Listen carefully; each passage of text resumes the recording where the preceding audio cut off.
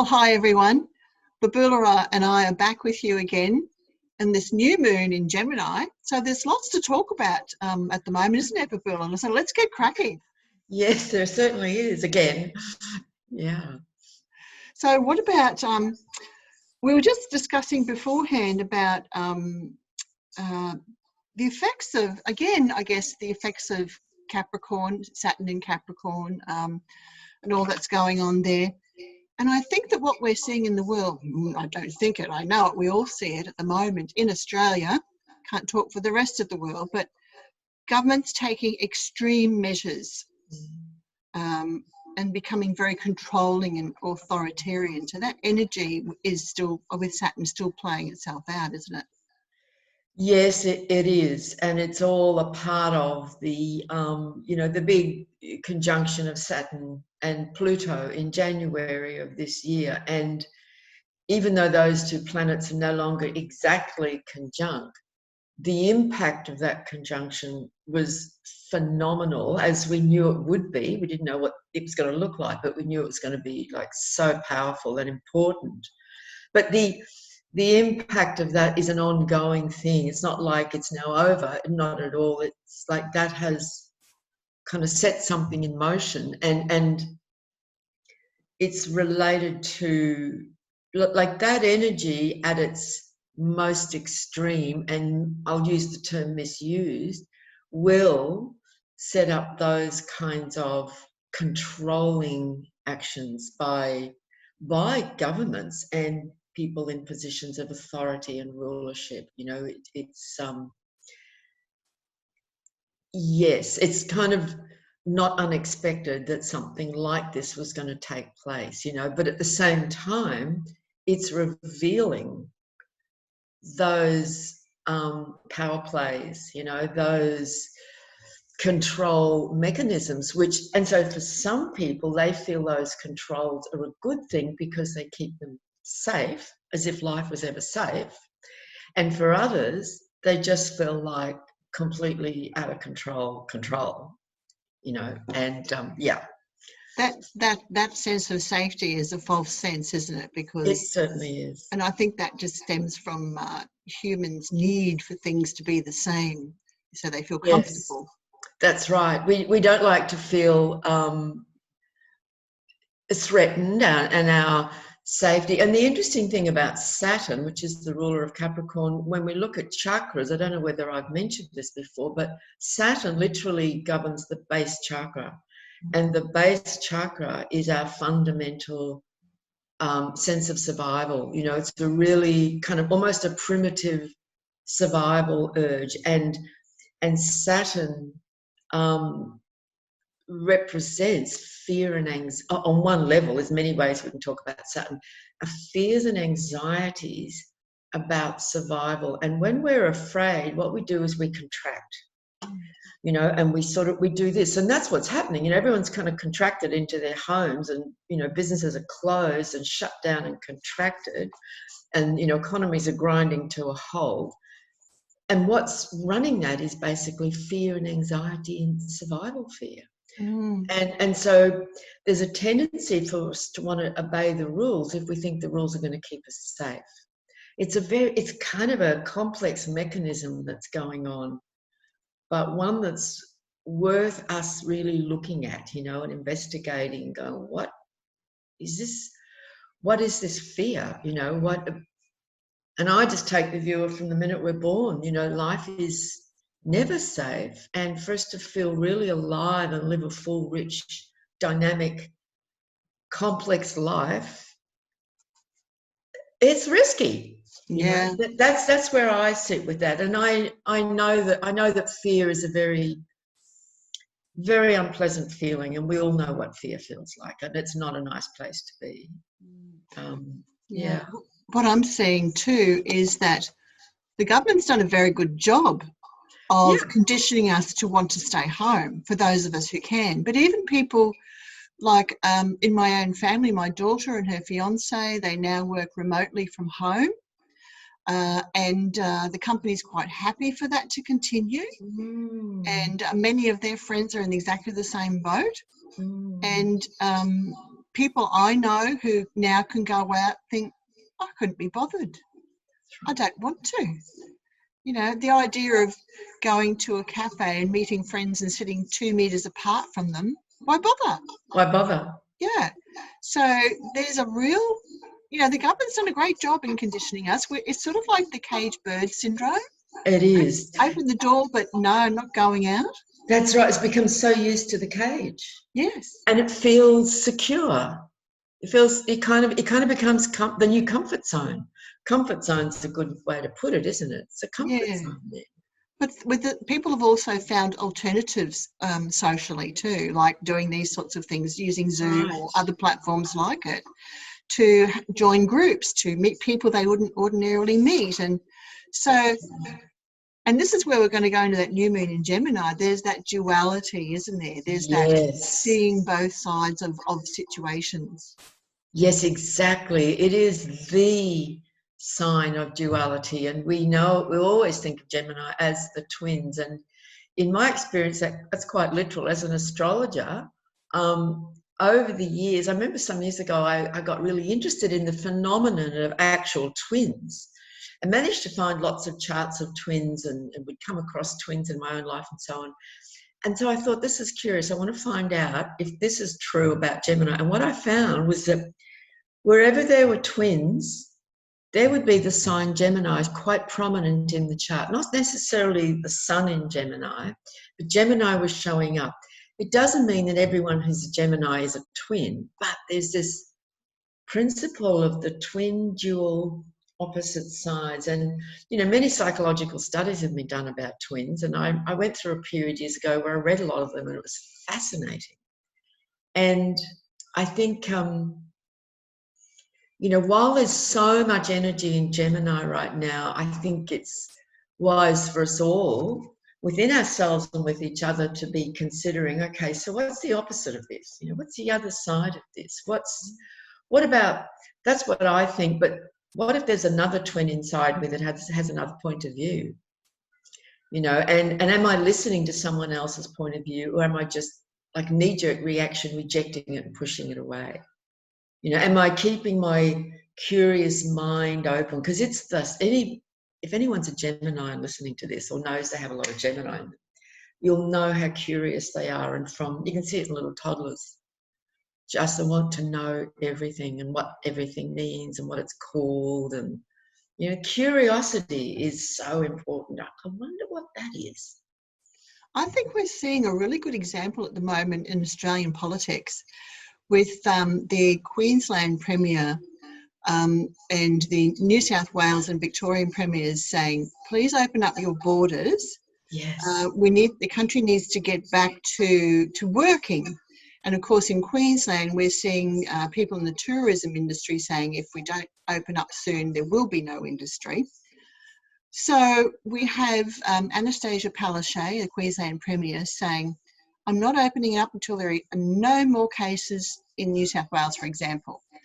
And the New South Wales Premier is saying, open up. If you don't open up, there will be nothing to go back to, for people to go back to. Yeah. So here's this duality. Yes. And guess what? Both sides are right. Yes, both sides have a valid point of view. Yeah. And in the end, nobody really knows what the answer is. Nobody really knows what is the best choice to make here. So do you think this Gemini energy can sort of bring people at loggerheads? It can. Ideally, at its best, it's about having a dialogue. You know, dia is to having an actual dialogue and a discussion, and it's hard because we humans tend to get emotional when we hold a position. We can get quite passionate and emotional about it. And if we can have those dialogues and conversations and actually listen to the other, because, you know, when we hold a strong position, and look, I'll fess up, I can be very opinionated, you know, with some.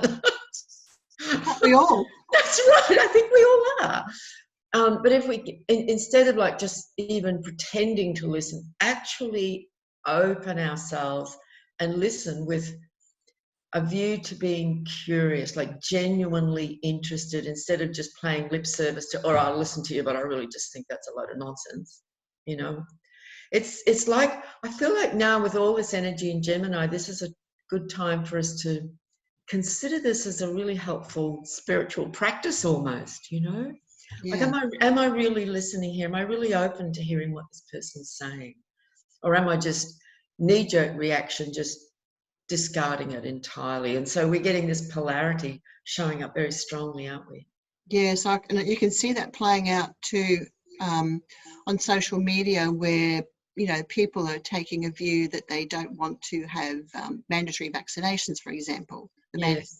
flu vaccination, and they have to keep their job or to be able to participate in that sort of work. That's right. I'm seeing there's this split of opinion where some people are saying, those people are saying, I don't want to have it. There's concerns about immunisations. They're not always effective. There's vaccine damage is caused.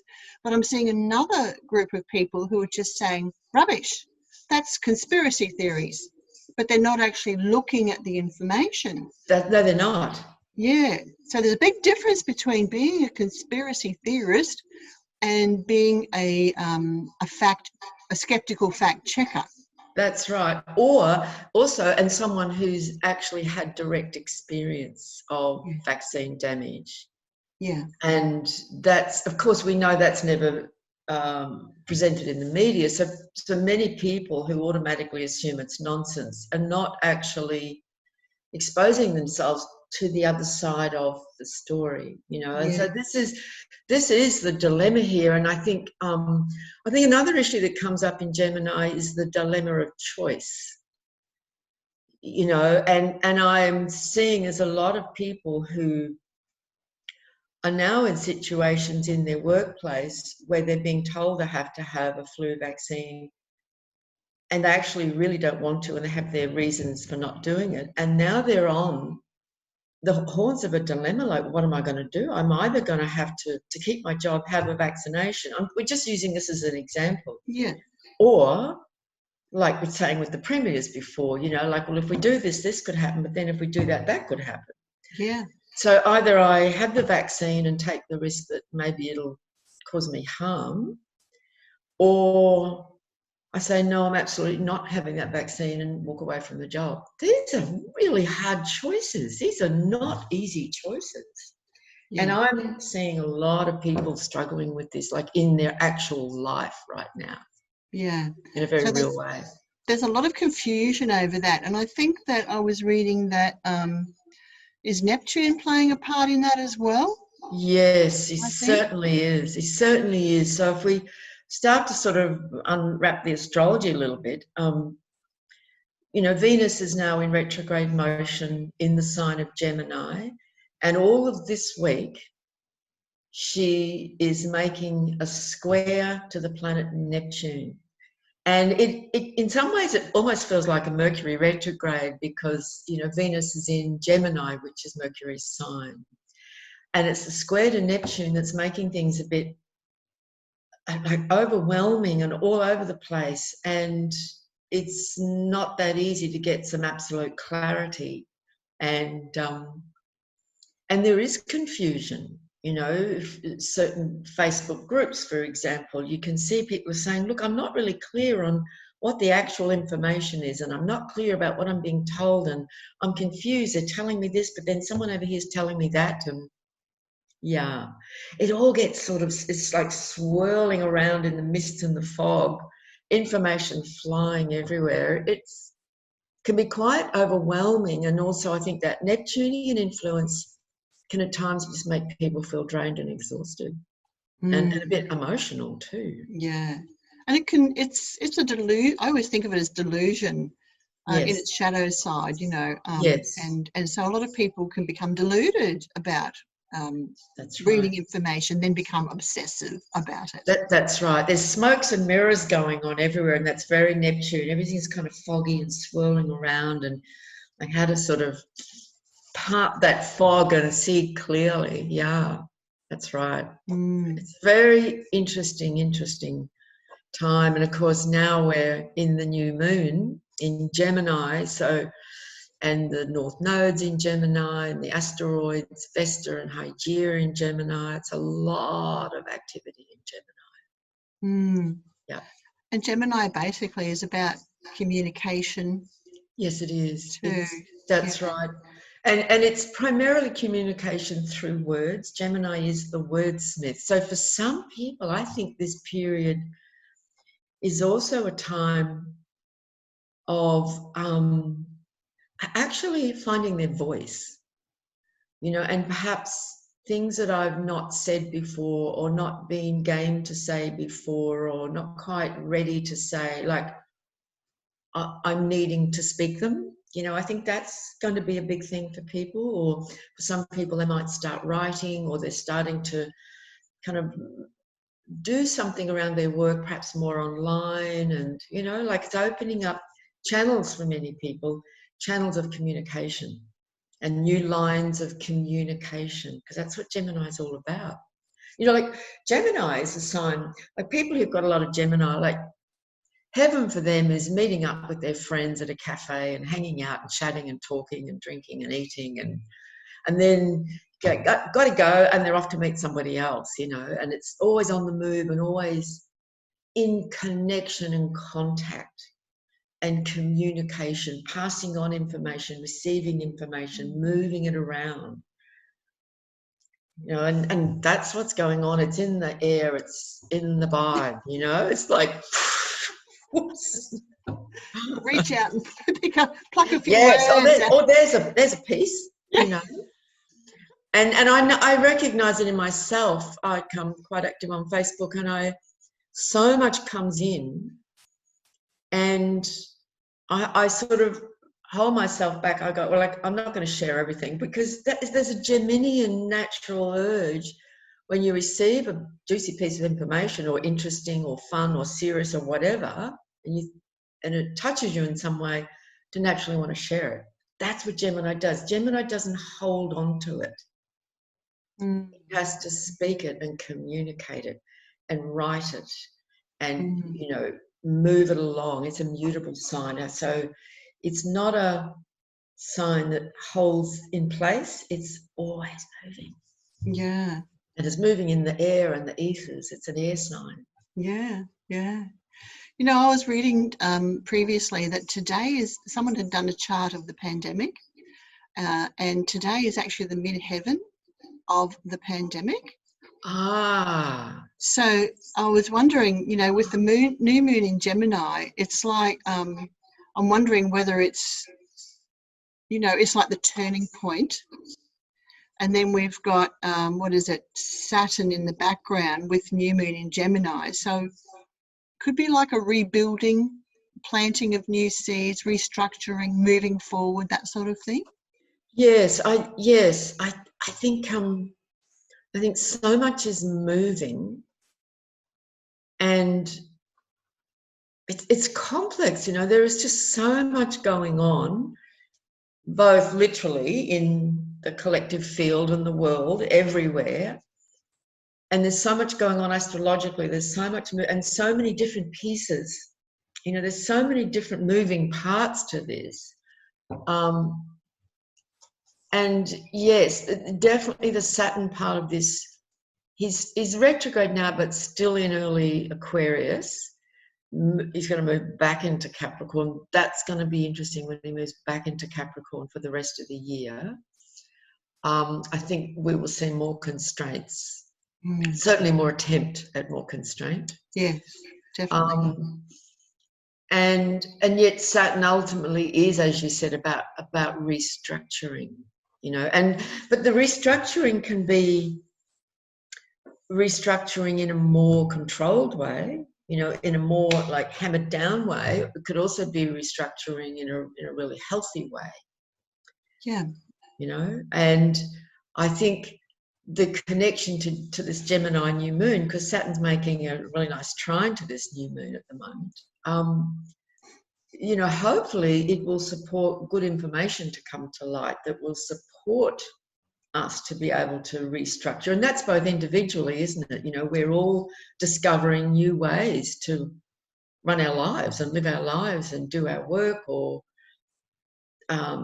you know, be in relationships with people in our lives and so on. Like, it's just so much is happening on every front. It is. And I was just thinking while you were talking that the more the restrictions come down, this is how I sense it anyway, is that the more the humanity will find alternatives. It's They like will. the herd will split. It'll go in That's, many different ways, and the more you try and control it, the less you can control it, that's right. because we'll always find alternatives. Always. Yeah. That's right. They'll always find a way around the system. You know, it's like paying taxes in a way. Like, we all know that it's a good thing to pay taxes to support the, you know, the community and all the needs of the community and so on and so on. That has to happen. And yet, you know, it's a kind of almost a time-honored thing that, yes, and you find whatever loopholes you can, you know, to reduce the amount of taxes you pay. Like, there's always human beings are incredibly creative, and will find ingenious ways to find alternative avenues. And I think because we're now coming into the Aquarian age, and that Aquarian energy is really waking up, people are just getting more and more creative to find alternative options. And, you know, we're seeing evidence of that. You know, look at cryptocurrency. That's one example that comes to mind. That's right. So, and, you know, technology and so on, there will always be ways around it. Interesting. And we're such an interesting species, aren't we? We are an interesting, bewildering at times, very bewildering, but very interesting. Yeah. Yeah. You know, I was thinking, I sat in on another webinar yesterday, and it was with Hank Wesselman, who's taught a lot of shamanic practices over the years. And he was saying that the last cycle of the ages was separation, but the new cycle is about connection. And I think that's what we're sort of talking about, is new ways to connect with all sorts of things, to engage in relationship with all sorts of things, the planet, yes, our community, our family, business, all those types of things, government, you know. And isn't there a lot of that going on? People are finding new ways to engage with government. There is. And I think that's a really great point. And I think that in the middle of this situation where there's so many constraints and challenges and difficulties, and for some people there are far more than other people are experiencing. Like, I'm personally not experiencing a great deal of difficulty because I've always worked from home anyway. It's kind of pretty normal for me in many ways. So, but for some, this is a really, really challenging time. But I think for each of us individually, if we can look at ways to, as a friend said to me yesterday, mind the gold, you know, whatever circumstances life brings us. And before the pandemic, there were always challenging circumstances in our lives. You know, we go through periods of our life where there's always very difficult Saturnian challenges to be met. And how can we find the good, find the creative way to find our way through those circumstances that will take us to a new place on the other side, you know? And I think the same thing is in this situation, you know, just keep looking at, so what's the benefit in this? What are the good things that are coming out of this for me? You know, otherwise we can get so bogged down in just the despair of the situation, you know. Yeah. But I think a lot of people are. I think a lot of people are recognising some of the positives that are shining through this difficult situation. Yeah. And I think in the end we have to sort of come to terms with, you know, that I'm thinking of the serenity prayer. I've said this on other occasions too, is, you know, being aware of what we can change and what we can't change, and then that's you know, right. having the wisdom to know the difference. And that's right. There are going to be some things that we can change, but there are going to be some things that we cannot change. That's right. No matter how much a powerful collective rises up. That's right. And that's a bit sad. Actually, that's very sad. But that's the game. We came here onto planet Earth to play the game, didn't we? We did. We absolutely did. And that's a really great point. That things we can't change is when we hopefully can begin to learn the wisdom of just surrender. So it's not like giving into everything. It's just seeing that, okay, this is how it is. I personally can't change that. This is just what's happening. Can I let go and just surrender here? Yeah. But over here, I can see that I can do something with this. That's exactly right. That's a really great point. That serenity prayer is so much wisdom in it, isn't there? Yes, I don't even know who wrote it. No, But give them kudos. I know. I know it's used in Alcoholics Anonymous, but I don't know whether someone I think actually the originator of that, I attended an astrology talk not long ago who talked about the astrology of Alcoholics Anonymous. And my recollection, she'd actually found the charts of the two originators. Yeah. And I think one of them actually wrote that. Yes, I watched that. That was very good. Yes. Yeah. So isn't that interesting? Yeah. But that's the Neptune part of this. At some point, there's a place where we just need to let go. Yes. We can't always be in resistance and fight, like, okay, enough, let go. You wear yourself out. Completely. Yeah. Yeah. I was going to ask you too that the new moon is in Gemini, which is a mutable sign. Does that then have a flow-on effect to other mutable signs, more so than the rest? Well, yes, it does, because all the four mutable signs are connected. Like if we saw them in the circle of the chart, they'd form a square or a cross. So they're like this. So Gemini is opposite Sagittarius. And then on the 90-degree angle to that, you've got Virgo and Pisces. So they're all connected. And each of them is of a different element. So you've got air, Gemini's air, Sag is fire, Virgo is earth, and Pisces is water. So each of the four elements has a mutable sign in it. And so, yes, they are all connected. So all this activity going on now with all these planets and asteroids in Gemini are definitely having an effect on those other signs of Sagittarius and Virgo and Pisces. And that mutable cross that we call it, it's got a lot to do with learning and knowledge and truth and wisdom, and that comes from both actual information and educating ourselves, but it also comes from, body wisdom, and it comes from spiritual knowledge and from life experience, but it's all that gathering of experience and information and knowledge. That's what those signs are actually about. But they're mutable. It's always moving. It's not a fixed thing. It's like truth and information and knowledge is not a fixed thing. That's right. Knowledge is always in a state of flux. Always. And so we have to try, if we're wise, we'll stay really open to receiving new information and new experience and new wisdom, coming from different sources. Yeah. Okay. Otherwise we're just creating traps for ourselves and locking ourselves into just one very small position. That's true. Yeah. So I think that's the real invitation right now with all this action going on in Gemini. How open can we be to new information and different points of view? And let's talk about it. Yes, rather than throwing words at each other and screaming and taking stances. And I think, a lot of connections have been broken. Yes, they have. Yeah.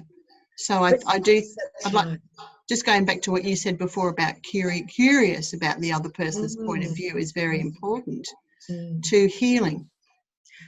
Extremely. It really is. That's right. It reminds me of the work of Byron Katie. We make assumptions. We have ideas and a belief about what someone's position is, but it's often just a kind of a knee-jerk response again, like, oh, but you always da-da-da-da. But perhaps if we're not taking the time to find out what that person is where they're really coming from. Like, so instead we could be asking questions, well, how do you see it? And what's that for you? And if they say something, then, well, tell me more about that. I'm curious, because I kind of see it differently. So I'm curious to see why you see it that way. Like, man, that would change so much. Imagine if politicians did that with each other too, actually have dialogue and conversation. And genuinely listen and consider. Man, things would change. I think that's the problem, not just between people, but between the government's not listening to the people, what's a group of the people want. And I can't say it's the majority, unfortunately, but there is a large minority group That's right. saying we don't agree with what you're telling us to do. We don't want to do it. That's right. And I think it's also comes from, there's a distinction with scientists too. I mean, they disagree as well. They do. And they're probably both right in their own ways. That's right. So there's that duality again coming into, we've got it in government, we've got it in science, we've got it in the people. And also in the medical system. I mean, right in the beginning when the government was starting to make these decisions, it was always, on the best expert medical advice. And in my mind, I would immediately go, well, it depends on which medical person you're speaking to, because you speak to this one over here, they're going to tell you something completely different. Yes. So there's not one fixed piece of correct information, actually. That's right, yeah. And I think that's the problem, because the people feel they're not being heard. Yeah. And I think that a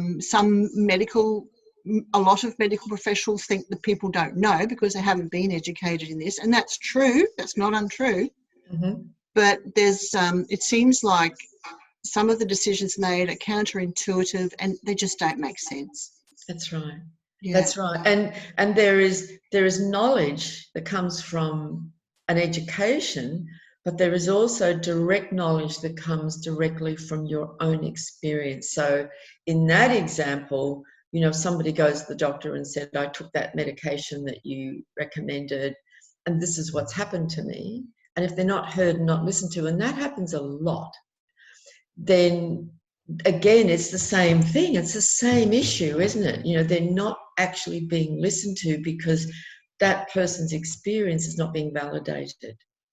Yes. Because they don't know anything, apparently. Yes. But they're having this experience, which is real. Yes. So, these are all these issues related to. Yes. And that's a worry. That's the worry moving forward, I think, that the public feels that some of the public feel that there are decisions being made, in a room in Canberra where those people, it's not affecting them. That's right.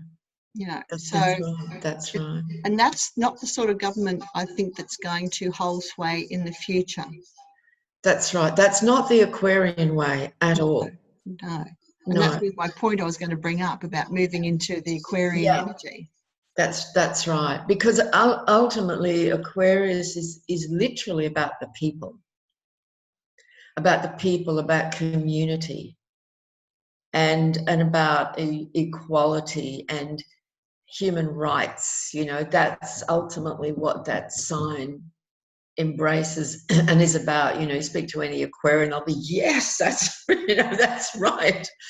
And an openness to all sorts of knowledge, including scientific, technological, cosmic, pragmatic, and communities embracing differences, but honoring differences and working together, and government not being so top heavy, like up here. It's government's actually happening down here amongst the people, with the people. Very different, very different.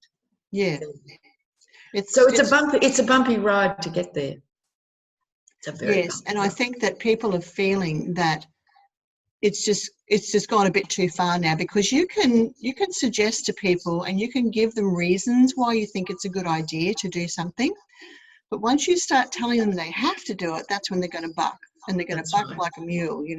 That's right. Yeah, that's right. There's that instinct in us somehow for, and these things are actually embedded in, like, the American Constitution and I don't know what we call it here in Australia, but there are things in law that are supposedly preserving our rights, but things are changing so much that those things are actually seem to be getting overridden, and no one seems to be stopping it.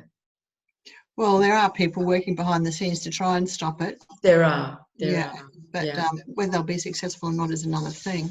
It's like there's these really potent forces at work now as we go through this transition period from one age period into a new one. Like so many big, strong forces, like pushing and pulling and grinding and trying to find a way through. So it's, you know, it's like this great, enormous death and birth process that's going on, you know. And we're all participating in that in our own individual way, aren't we? And responding, you know, as planets are moving around and experiencing all these changes of energies as they move through the solar system. Yeah, it's like the deep oceans when there's a cyclone on and the waves are just like this, but we're the fish. You know? That's and we're just being carried along by all the waves. And that's right. That's right. Yes. Yes. So what else is going on for us at the moment, Babula? So yes, it's definitely. As if that wasn't enough. I know, that's a phenomenal thing.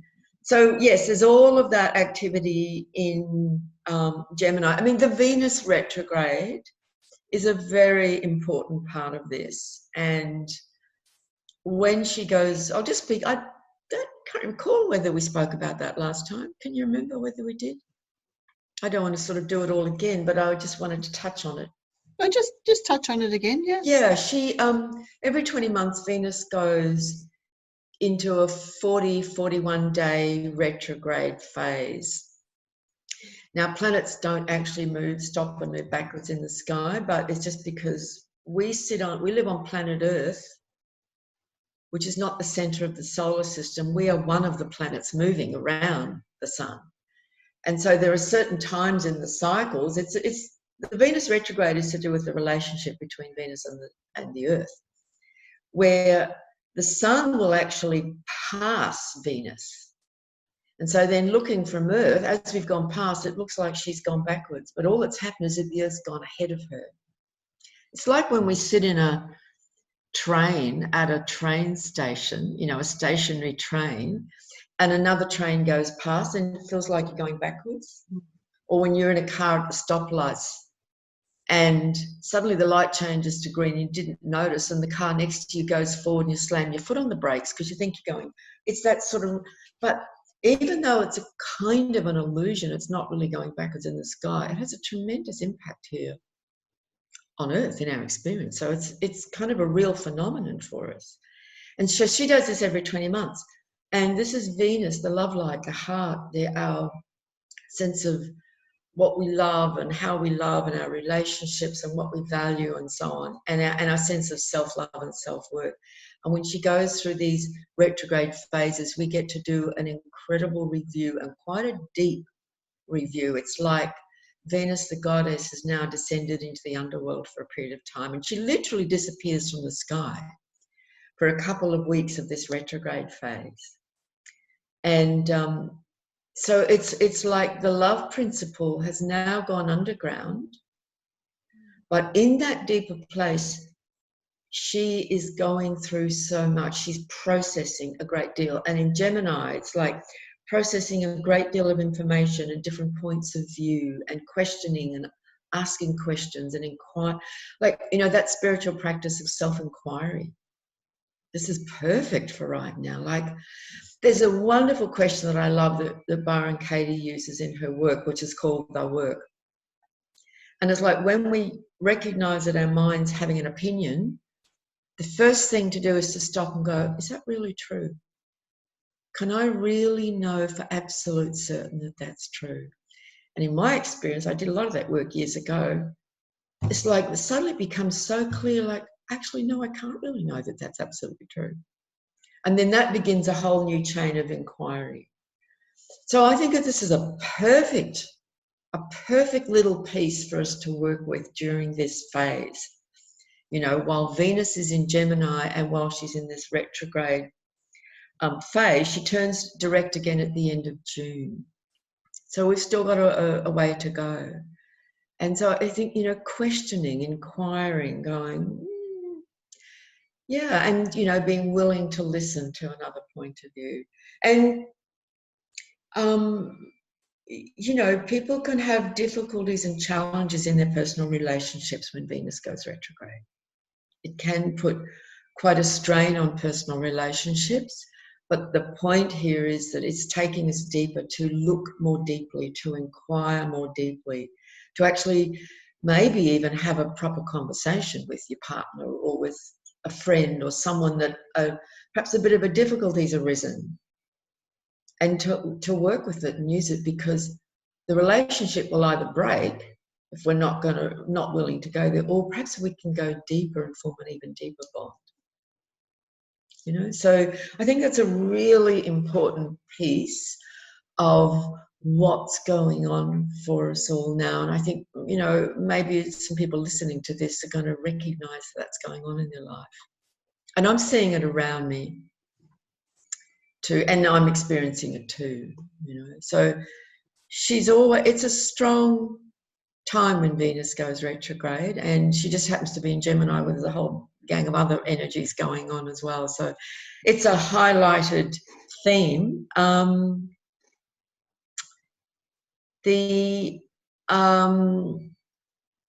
That's actually the main story. I will say that during these next 2 weeks, because we'll meet again in 2 weeks at the full moon. So in this period, important thing that will happen in this Venus retrograde piece is that on the 4th of June, Venus and the Sun will meet. So if I can just demonstrate it simply, like the planets are moving forwards through the signs. So that's the Sun and that's Venus.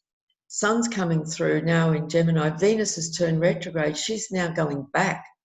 Sun's coming forward. She's moving back. And on the 4th of June, they're going to meet like that.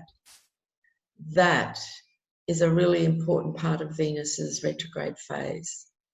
And that's called a Venus star point. And it forms one of the points of the 5-pointed Venus goddess pentagram star. So that the 4th of June, and Venus will also be square to Mars on the 3rd of June. So, you know, Mars is the masculine principle, Venus is the feminine principle. We could, if we wanted to give them archetypal energies, we say Venus is the goddess, Mars is the warrior. And so they're in a square. So there could be some challenging dynamics going on between males and females.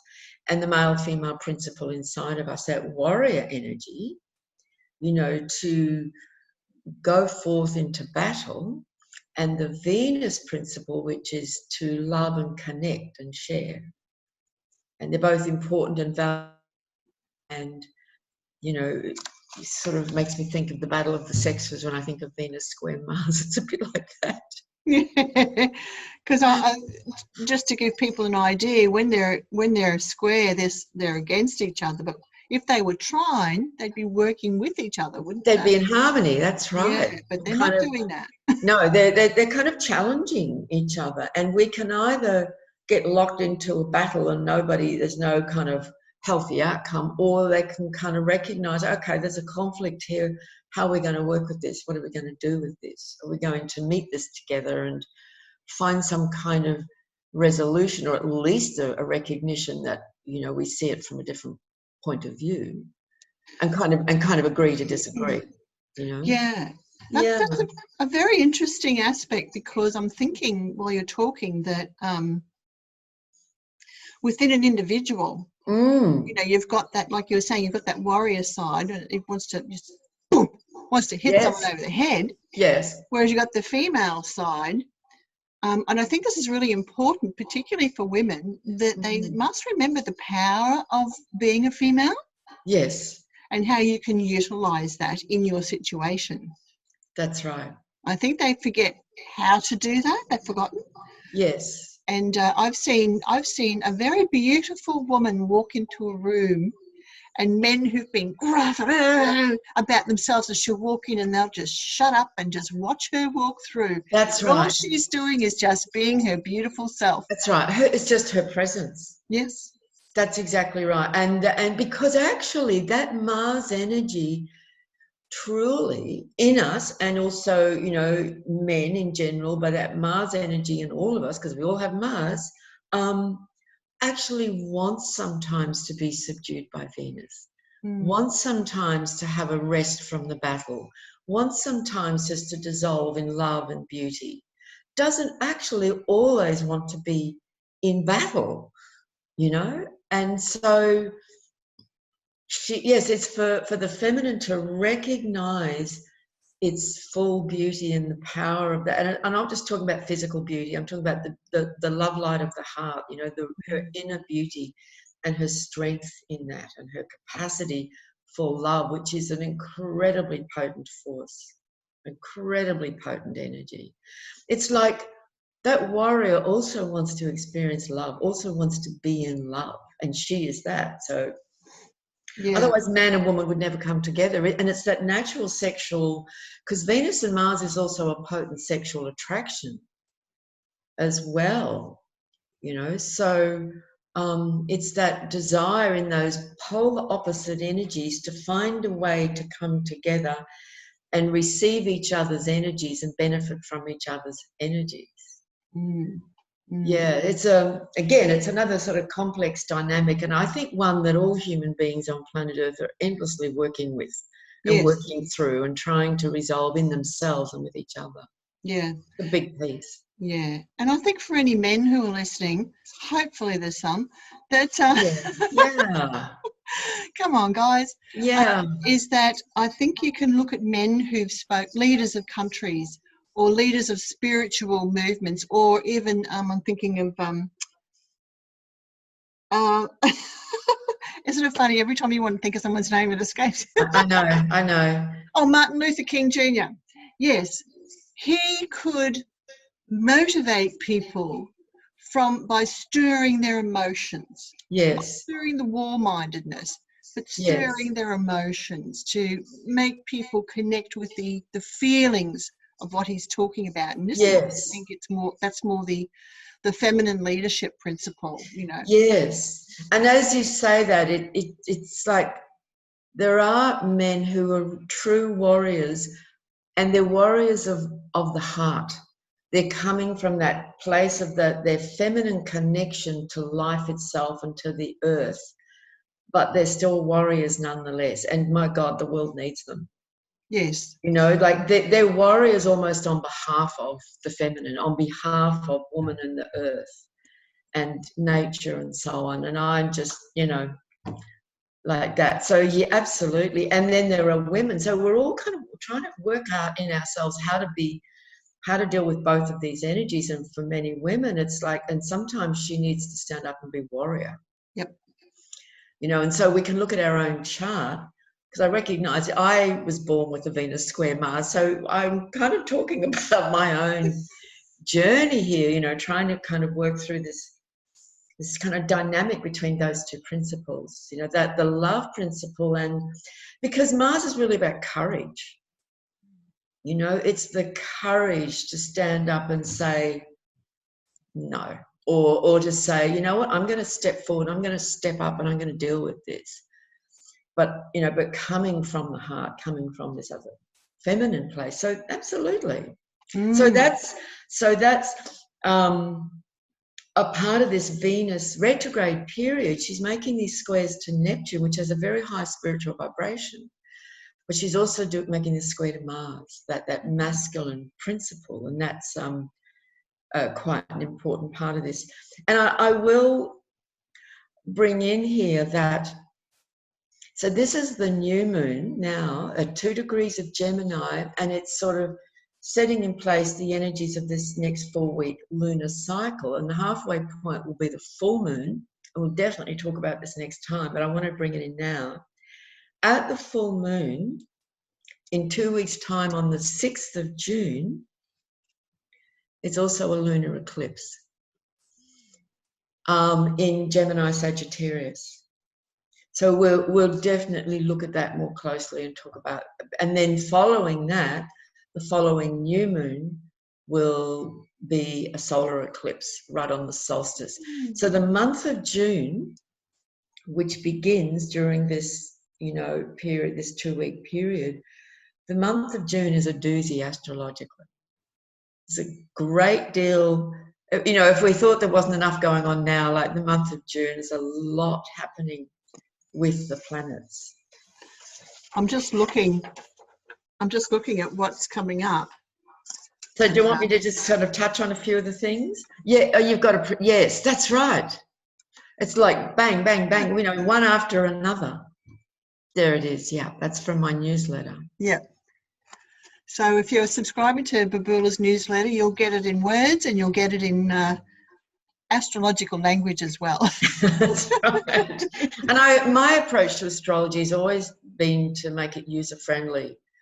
You know, I don't want it to be some esoteric mystery, like always trying to find ways to speak of it that makes sense to people. That's for me, if it's not helpful, what's the point? You know, like it has to help us understand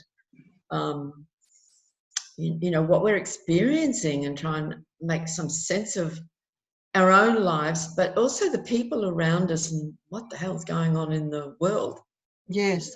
If it's not doing that, then what is the point? Well, before I became much more interested in astrology, I was always a trend watcher. Yes. So I've tended to watch demographic groups, you know, so and just purely out of interest, because I'm a people watcher too, you know, just individuals. And you can learn so many things by watching individuals and groups in society and how they move. You know, you're looking at one individual and a herd. And so I'm really interested in how the herd is moving these days. And I think astrology for me really helps me understand what moves it, you know, and where it might go. Yes, that's a wonderful way to express it. And it makes me kind of think about, I know people, and I completely understand it, who are really sensitive and they just disengage from social media and media. I know some people who haven't watched the news for years because they can't bear it. It's just too painful. So they disengage from that. And they don't watch that. It's not that they're disengaged from life. They're just doing life in a different way. But I'm like you. I think it's perhaps that Aquarian energy. Like, I do plug in because I actually want to know. Yeah. And there's a curiosity and there's an interest and there's a fascination. And when I'm watching a politician, sometimes I do turn them off because sometimes I can't bear the political speak and the scriptedness of it. It just, I can't. But I'm also curious about the person who's speaking, you know, and what's making them tick. And I'm watching, a people watcher, done that all my life too.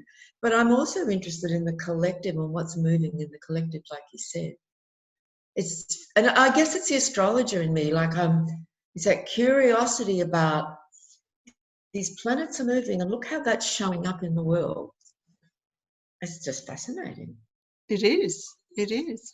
And I think because I've worked as a clinical hypnotherapist and as a holistic therapist, so I'm always fascinated into how to unlock people to help them. Yes, that's right. Yeah. So that's where astrology plays a great part. That's right. And it's a wonderful tool. I've always felt that it's one of the healing tools, you know. It's like the sense of relief often people feel after a session. It's, oh, then I'm not going crazy. That is actually what I'm experiencing, you know, or that is so validating and confirming and confirms for me and that's often a profoundly healing thing. Yeah. For people, you know, there's a sense of, you know, that often happens. And it can be really helpful. I know it's just been such a gift to me in my life, and I often wonder how people do without it. You know, that's a very biased point of view. But me and my astrologer friends often say that, you know, like how do people live without this? And then we all laugh, you know. Yeah. We should wrap it up. So the overall feeling about this new moon in Gemini, if you could put it into a couple of sentences, what do you think? Change, like constant change, variety, curiosity, open-mindedness, dialogue. And you know, there's something else I want to say about Gemini that's important, is having fun. Gemini is a very playful sign. It's witty, funny, loves wordplay. Like, I saw a couple of really funny things on Facebook this morning. I shared a video that I wasn't going to watch. I thought, oh, it's one of those. But there was a few like smiley responses, and I thought, oh, if people are laughing, I'll have a look, because I love a good laugh. I thought it was hilarious. And it's just a wonderful kind of satirical communication. I thought it was very clever and very witty, which is very Gemini. You know, Geminis have amazing wit. And so playing with words and having a bit of fun. And what's very interesting is that, you know, cafes are starting to open up just in time for the Gemini, the sun going into Gemini and the new moon in Gemini. Those who feel ready and are wanting to are now able to meet and go out and connect again in cafes. You know, yes, tentatively, but it's now available just in time for Gemini. Yeah. And I think that Gemini energy breaks the intensity of that Saturn, Capricorn, Pluto stuff that's going on in the background. It does. I think if we can keep our sense of humour and have a bit of a laugh and have a bit of fun, that's going to be extremely helpful. But have a giggle. It really does shift the heaviness, doesn't it? Very quickly. Yeah. No, it's good. Lighten up. Lighten up. Lighten up. That's right. So if anyone wants to get in touch with you, Babula, what's your website?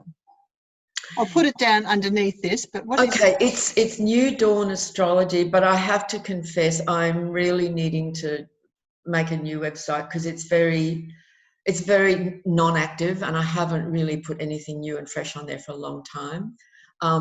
So you can find me on Facebook, and you can also email me. It'd be all right to put my email address here to speak it? Yes, I'll put it down under the description. Yeah, email is actually the best way to contact me. And it's just Babula Moon, my name, Babula Moon, one word, @gmail.com.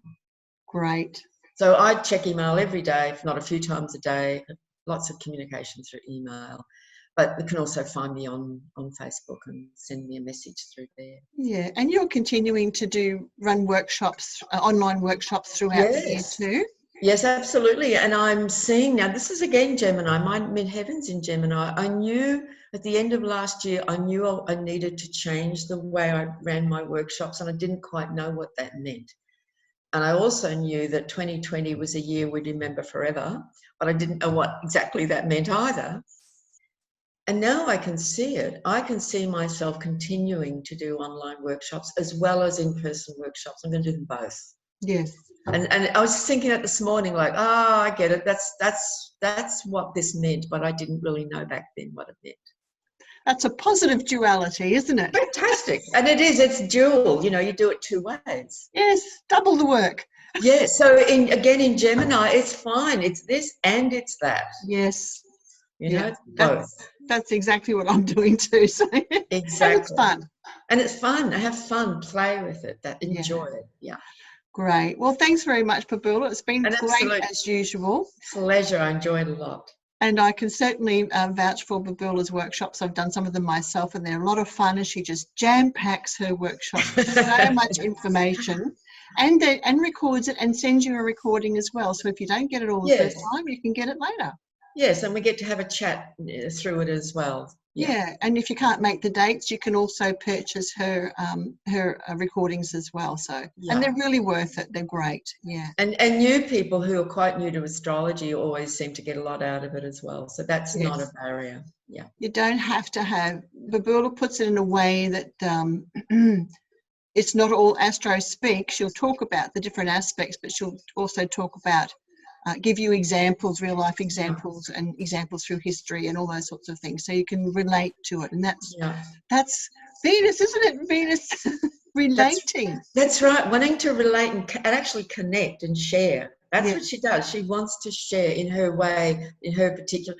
And my Venus is an Aquarius. You know, she just wants to share with everybody. This beautiful astrological knowledge. That's right. Yeah. Oh, great. Okay, so thank you, everyone. Thanks, Cheryl. We'll catch you on the full moon. Yes, see you then. Bye. Bye.